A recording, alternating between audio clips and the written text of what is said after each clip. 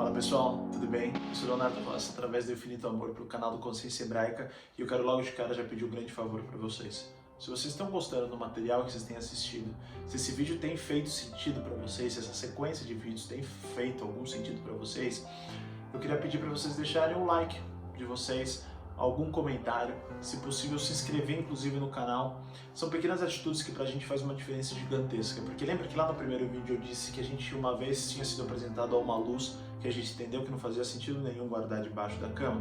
Pois então, pra gente compartilhar essa luz com mais gente, a gente precisa de pequenas atitudes suas, que são um like, um comentário e se possível inclusive até se inscrever no canal. Pode ser? Enfim, estávamos falando de Abraão, começando ali de onde paramos. Abraão é um personagem que até o presente momento havia recebido uma grande promessa de que ele teria descendentes, mas até então, conforme a gente foi conversando, conforme a gente viu, não tinha tido esses descendentes. Na época era muito comum que quando uma mulher, por algum motivo pessoal, aí no caso da esterilidade de Sara, não podia dar filhos ao seu marido, ela concedia a própria serva, a própria escrava, para que o marido pudesse ter filhos através dessa escrava. Parece um negócio muito louco, mas realmente era como funcionava aquela sociedade patriarcal da época. Então era daquela maneira. A Sara vai lá, entrega a sua serva Agar, ela se chamava Agar, para que Abraão tivesse uma descendência a partir do relacionamento com ela. E assim acontece. Agar engravida de uma criança que se chamaria Ismael. O nome inclusive dado por Deus. Deus indica que esse nome deveria ser dado ao filho desse relacionamento. Só que ele faz um adendo. Ele chega para Abraão e fala: olha, eu vou honrar esse teu filho com uma geração gigantesca. Ele será pai de uma população que inclusive hoje é uma das maiores religiões do mundo, tá pessoal? Mas isso a gente vê no nosso próximo vídeo. Ele disse que honraria a geração que partiria de Ismael de uma maneira surpreendente, mas ele reafirma, ele diz que a descendência que ele chamaria para si, a descendência a qual ele extrairia o ungido dele, o Cristo, o escolhido dele, Jesus, ele diz claramente que essa descendência partiria a partir de um relacionamento entre Abraão e Sara. Então Deus ele faz uma aliança com Ismael, prometendo essa geração a partir dele, mas ele faz uma nova aliança com Abraão e que dessa vez, inclusive, é feita de maneira física, mas isso também vai ser assunto para o nosso próximo encontro, para o nosso próximo vídeo.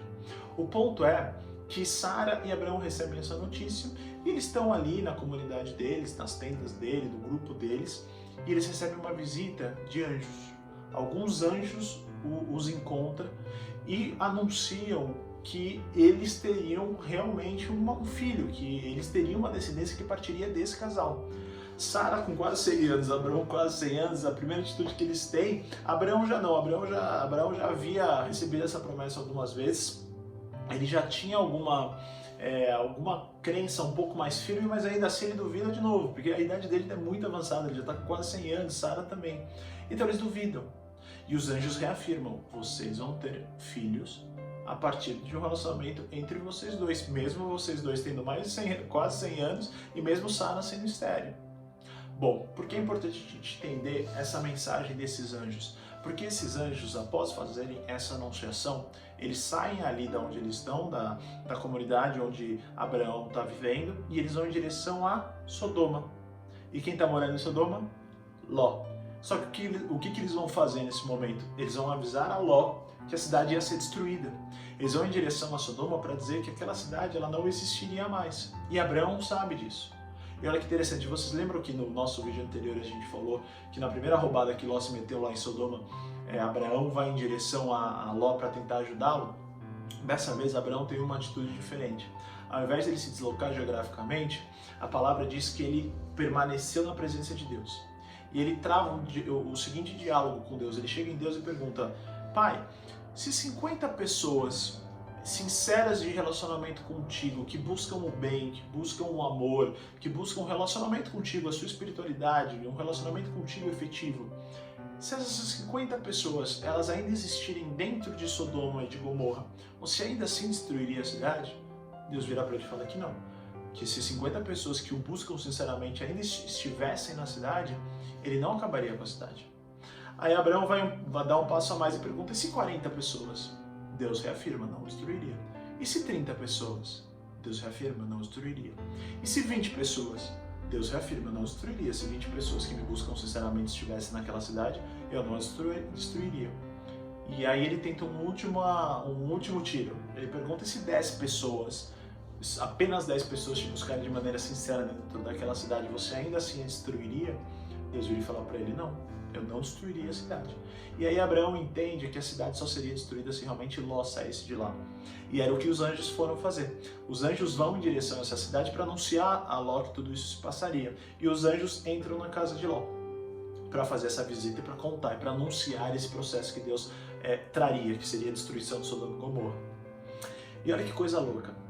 Por que Deus decide destruir Sodoma e Gomorra? Porque aquela cidade está tomada de ociosidade, de vagabundagem, de muita sensualidade também. Então é uma cidade que já havia perdido totalmente o interesse para com o divino. Ele já tinha perdido o interesse espiritual, já não tinha nenhuma vontade de nutrir algo que fosse vertical. Só queria nutrir o horizontal, o natural, o animal dela, sabe? Aquele lado mais negativo.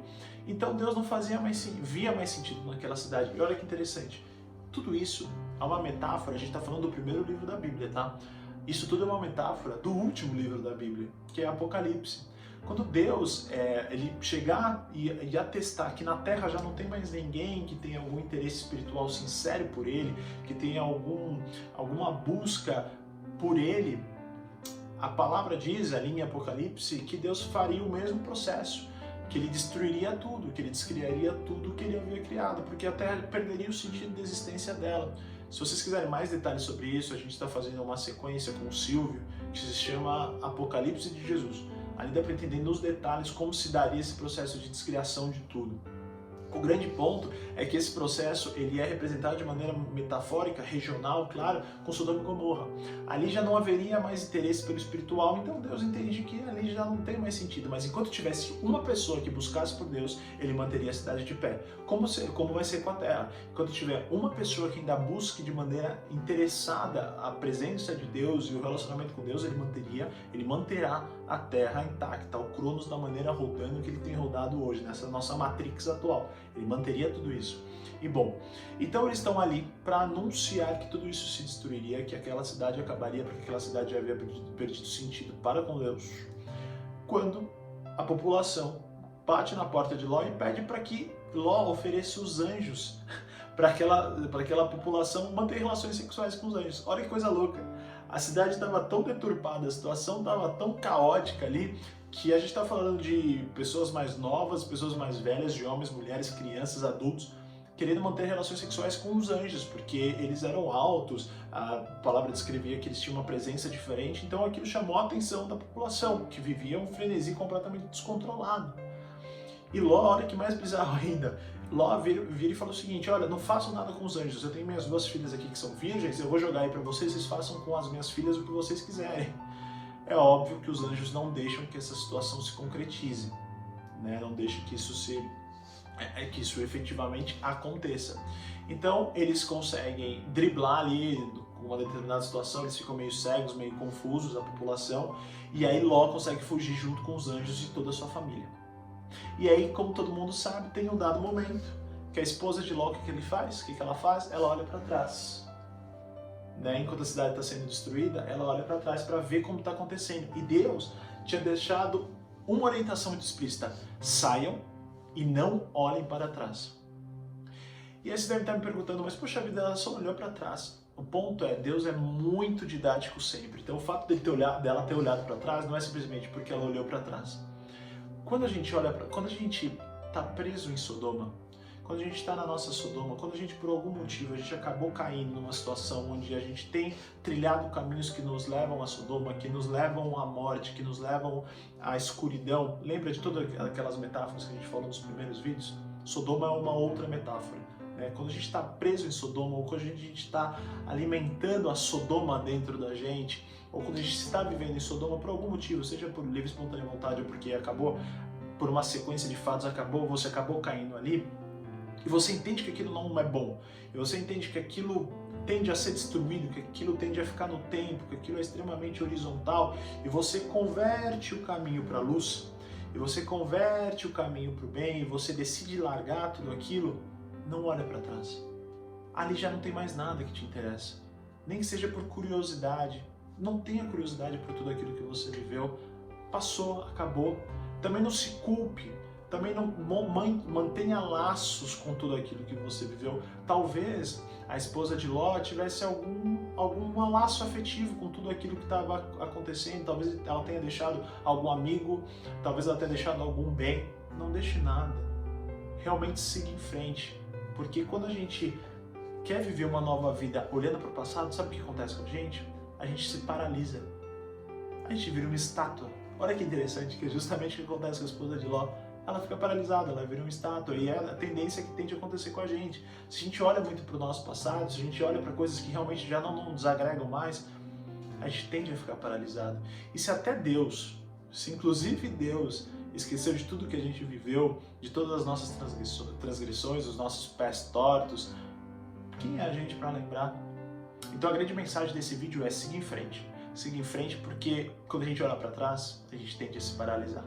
Bom, no próximo vídeo a gente vai ver toda a descendência aí de Abraão e fechar, provavelmente, arrematar essa história e descobrir se finalmente Sara e ele vão ter esse filho ou não. Pessoal, deixe seu like, deixe seu comentário, se puder, se inscreva no nosso canal. Muito obrigado.